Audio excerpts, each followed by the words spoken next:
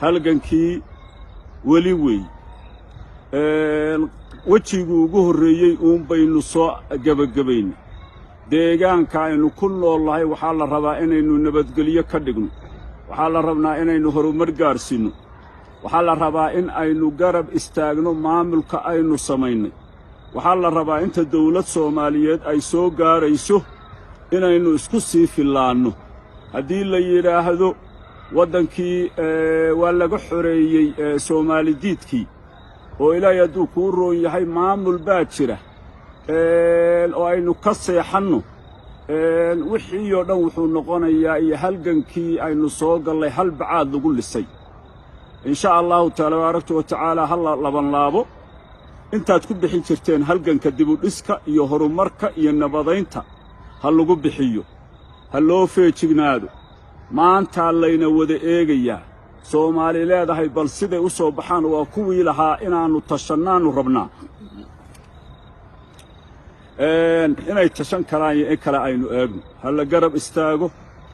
dadaalkii in ka badan ha lagu bixiyo insha allahu tabaaraka wa tacaala waxaan si guud uga oranayaa kalmatayn salaadiinta reer Sheekh Isxaaq bari iyo bogox ka hadlayay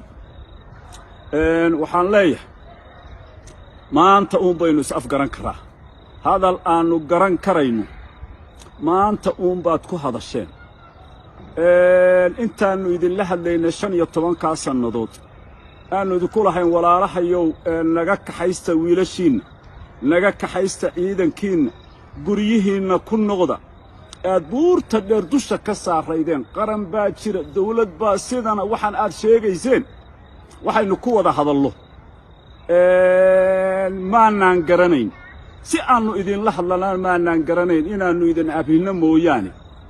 maantaannu idinla hadli karaynaa mar haddaad tidhaahdeen reer hebel annagoo ah waannu afgaran karraa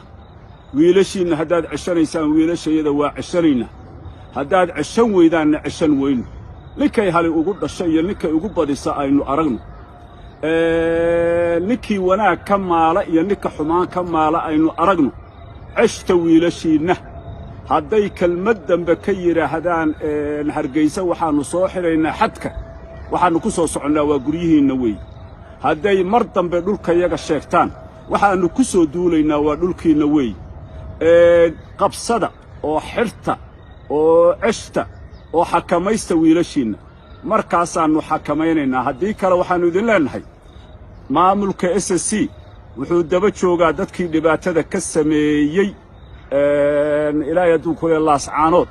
kuwaasuu baadi goobaya idinka idiinma socdo ilaa Hargeysay joogaan halkaasuu ka soo qabqabanaya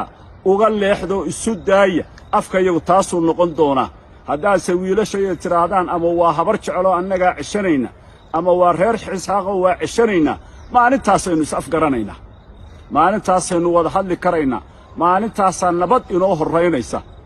taa ku biyo cabba